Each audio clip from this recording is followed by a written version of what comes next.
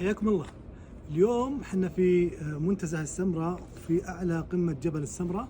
اليوم اطلالة السمراء غير، تعالوا نوريكم الاطلالات هنا والمكان الجميل.